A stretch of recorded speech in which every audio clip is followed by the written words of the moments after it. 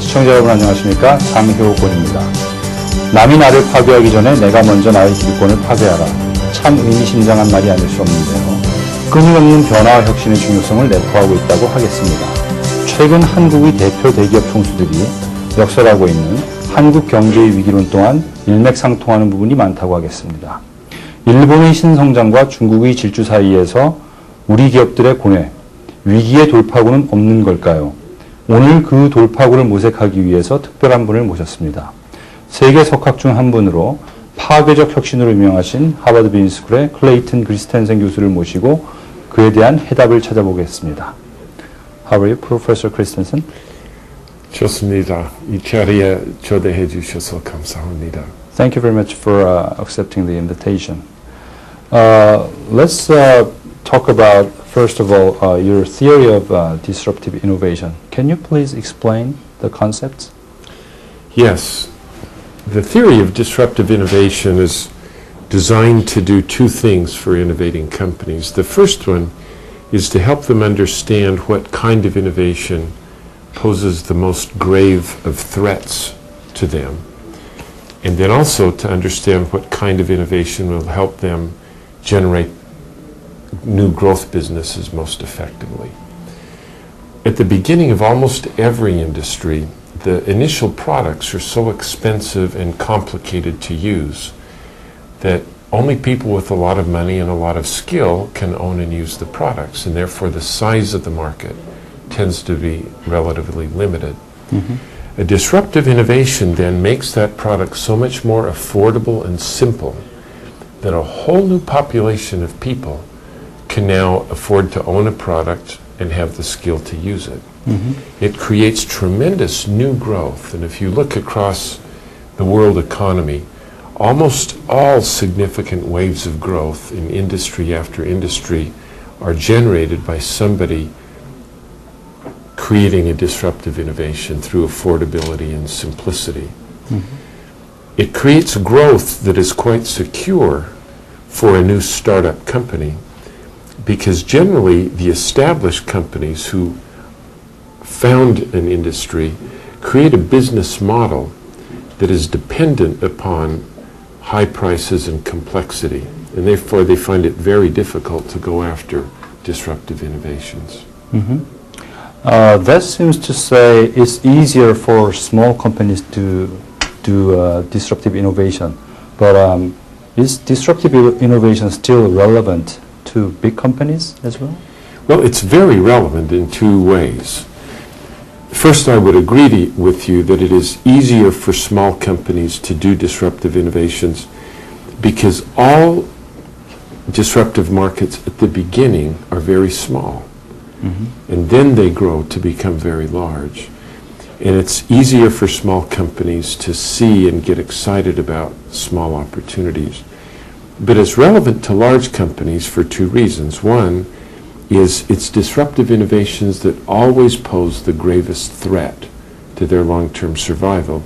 And two, if the large companies hope to grow, they have to do it with disruptive innovation.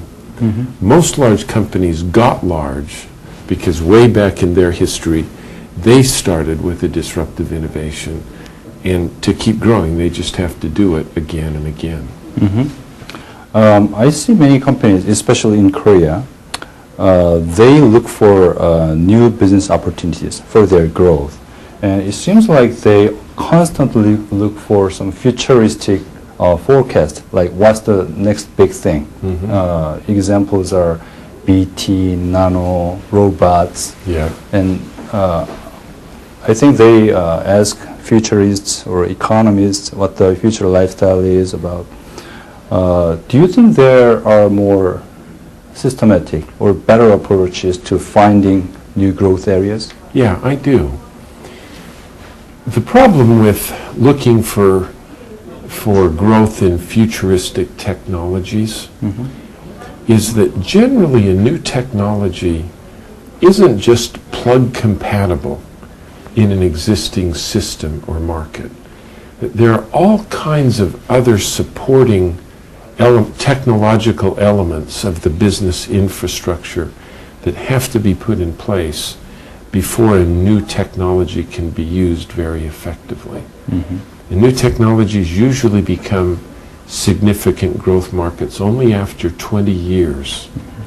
So for most companies, investing in new technology as a means to generate growth rarely bears fruit. Mhm. But a better way to think about it is to search around for situations where the ability to consume a product is limited because it's too expensive, because it's too complicated, because it's too inconvenient, Mhm.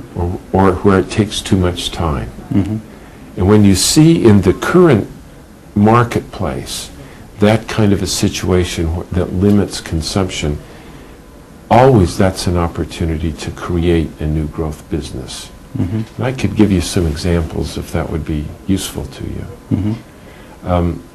In photocopying, for example, Mhm. Xerox started that industry with very high-speed, complicated, expensive photocopiers.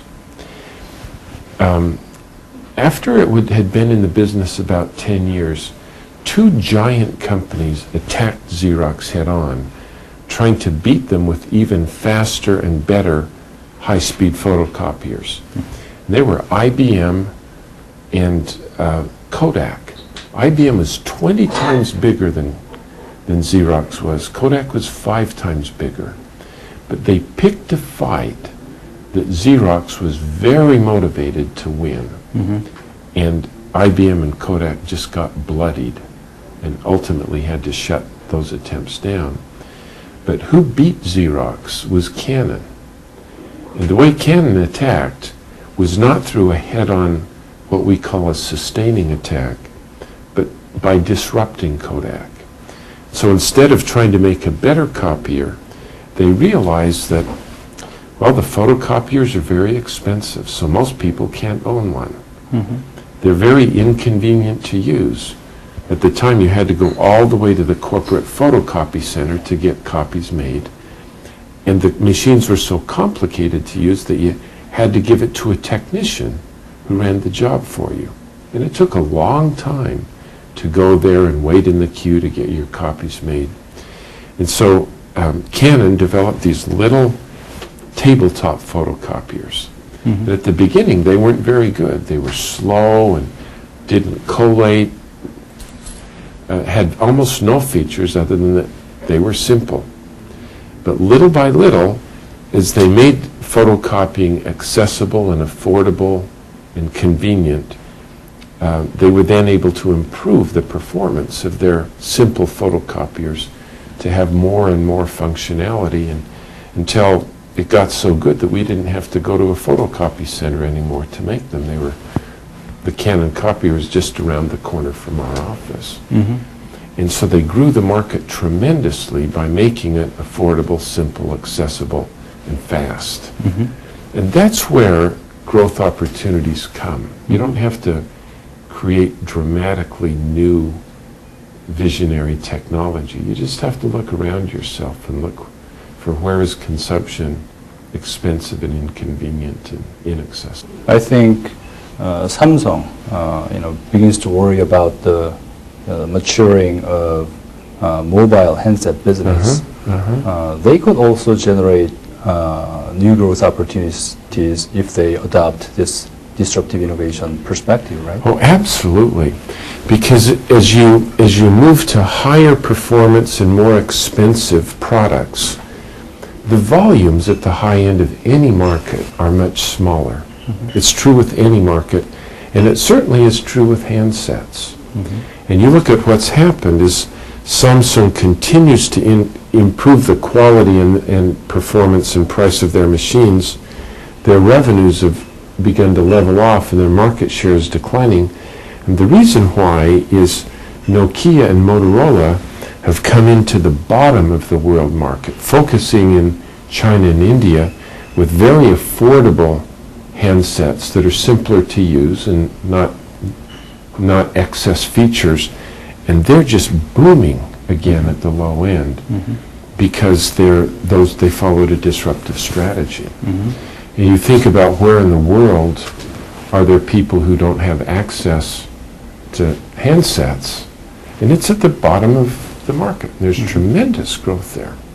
But what about the brand image and the margin? I think people at Samsung are worried about losing the premium brand image and the high margin they are currently making. Yes. What about that? How do you manage those?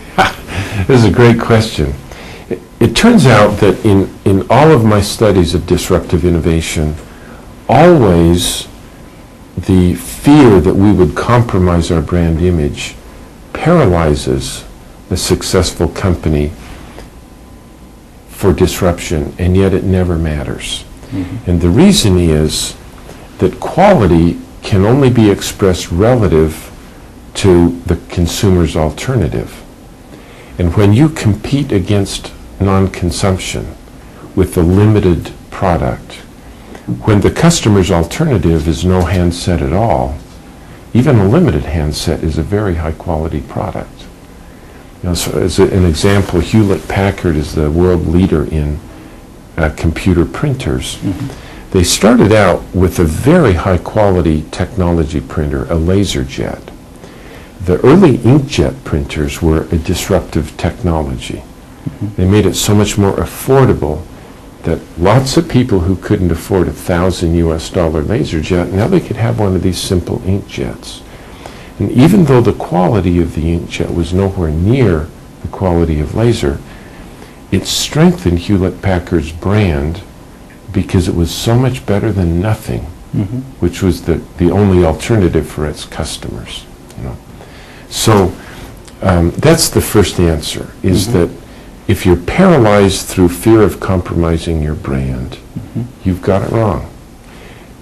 Then the question about the low margins.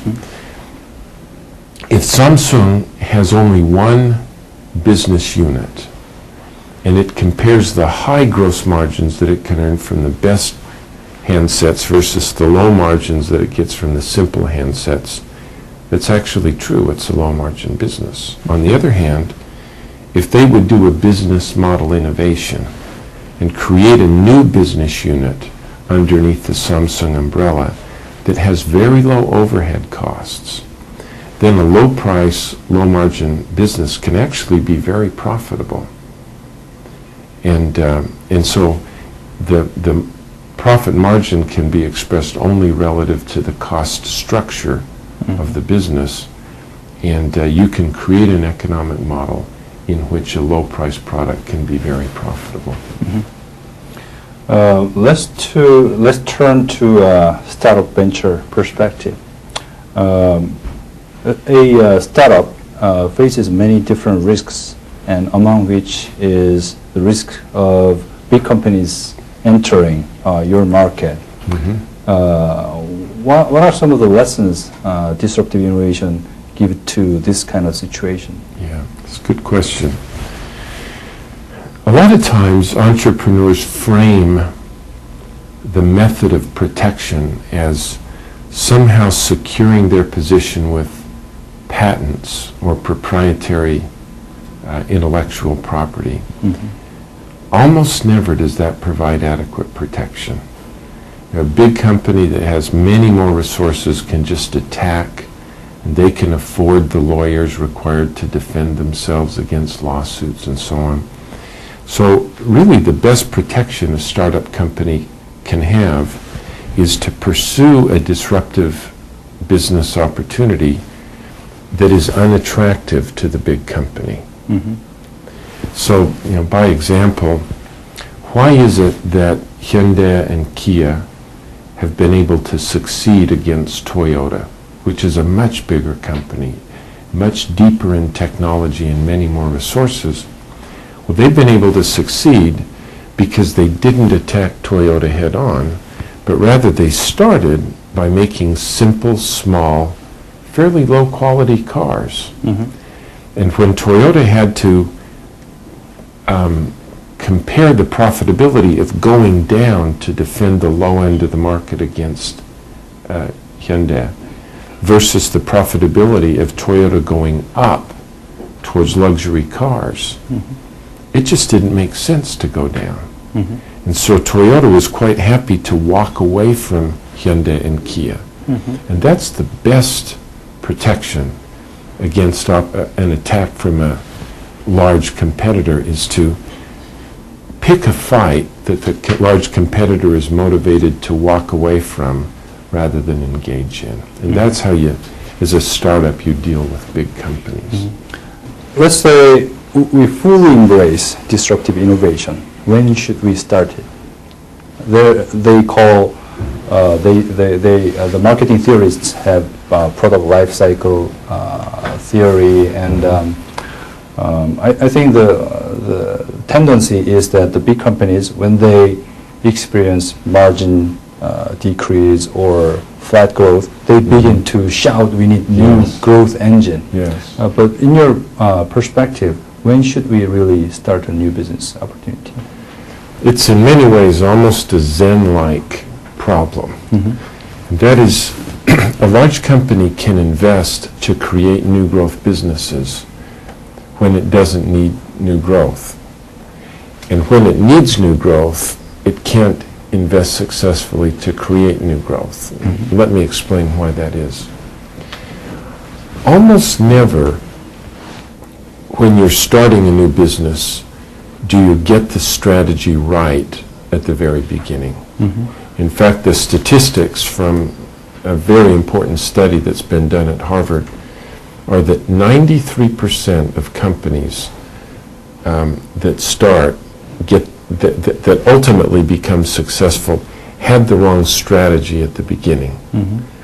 But that what separates the successful ones from those that fail is not that the successful ones get the strategy right, but rather they just have money left over after they get it wrong to revector and find a formula that works. And that takes time. You know, it takes a year to 2 to 3 years sometimes of trial and error in the marketplace until you really figure out a value proposition that people will pay profitable money for.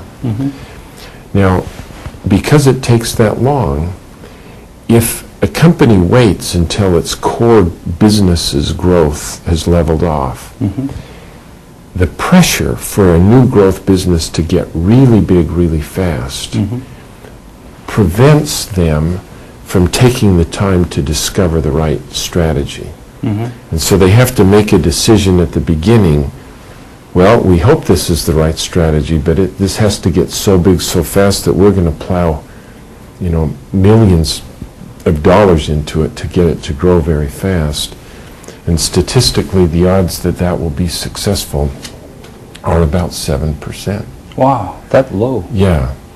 Whereas if you create the new growth businesses while the core business is still growing, you can actually take the 2 or 3 years for that new business to find its way towards this viable strategy. And then once you've got a viable strategy, then and only then can you invest to make it get really big. So in some ways, when you wait until you need the growth, you have to prematurely plow a lot of money into a strategy that you're not sure is going to be right. And that's very risky.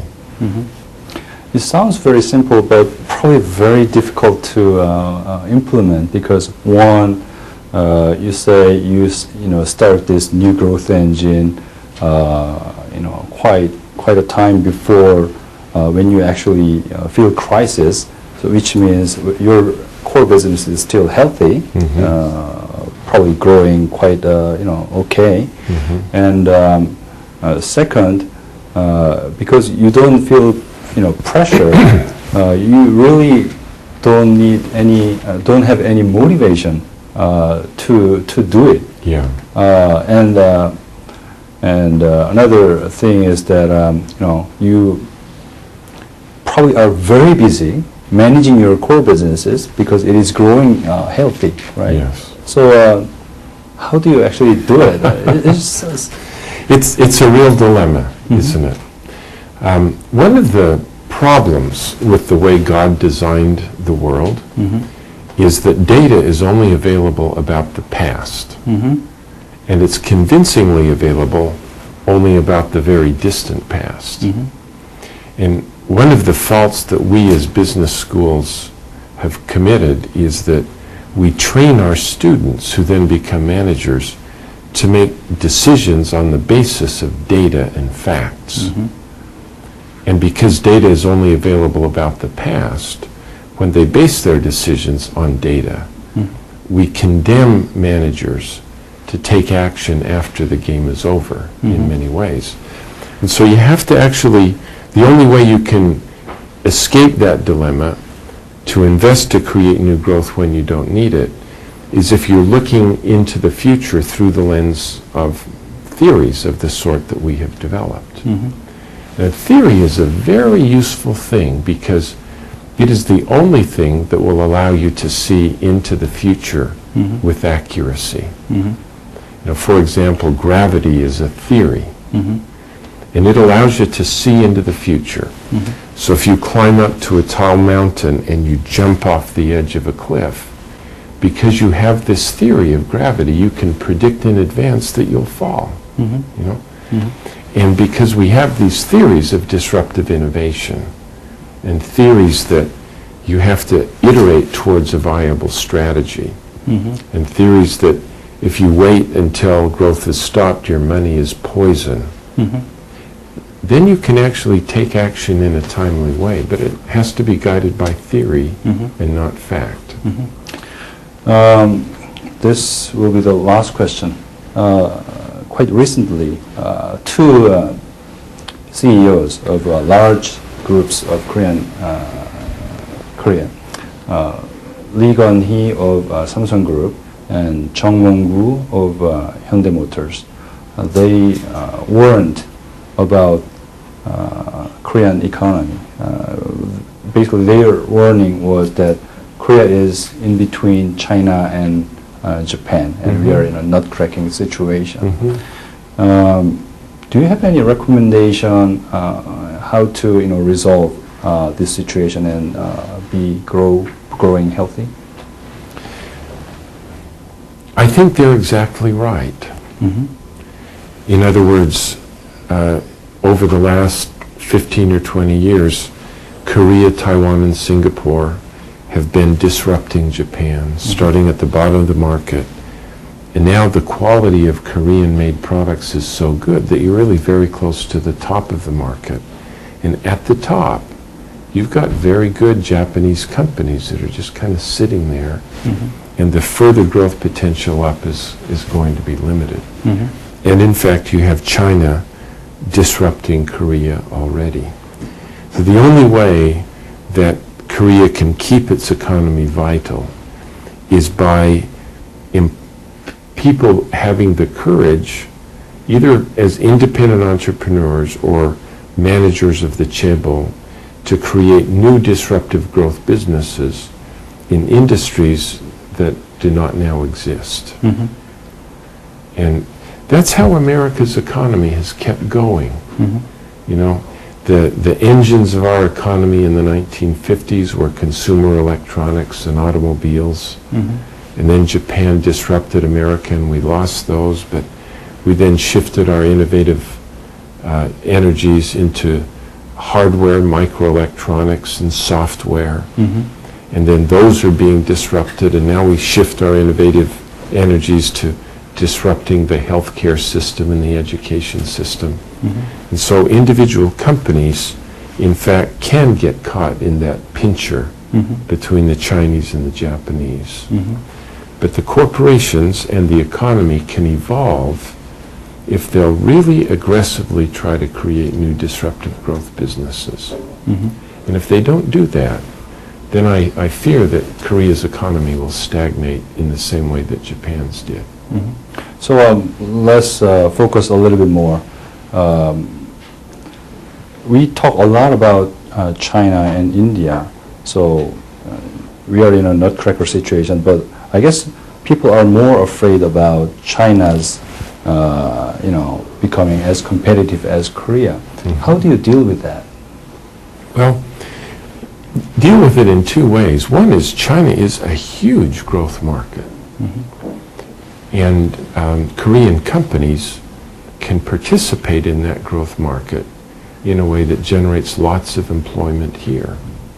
You know, for example, General Motors read our research, and they, as you know, have Daewoo as a significant partner here, and they use automobile designs and even parts that are manufactured here to export into China. They have businesses that are targeting a $6,000 US car and a $3,000 US car. And those are they're booming markets with disruptive products. And it's evidence that a Korea-based company can profit tremendously by launching waves of disruptive growth, competing against non-consumption in China. The fact that Nokia and Motorola can go to China and India and create big new growth businesses by making products affordable and simple means that foreigners can do that in China. There's no reason why Samsung could not do that. As the economy in China prospers with all of the money that's there, the financial services sector in Korea is just right next door to tremendous growth. You know? And so I don't think there's any reason for despair. In fact, I think that Chairman Lee and Chairman Chung are very visionary. Now, most people wouldn't even bother to notice that until the crisis was upon us. And the fact that they can say today that in 5 years there's a crisis looming is a great credit to how visionary they are. So their warning is healthy, but there is hope. That's right. That's exactly right. 지금까지 클레이튼 크리스텐센 교수님과 함께하였습니다. 고뇌하고 있는 한국의 많은 기업인들, 경제인들에게 많은 도움되는 시간이었기를 바랍니다. 지금까지 시청해주신 여러분들께 감사드립니다. Thank you very much for your time.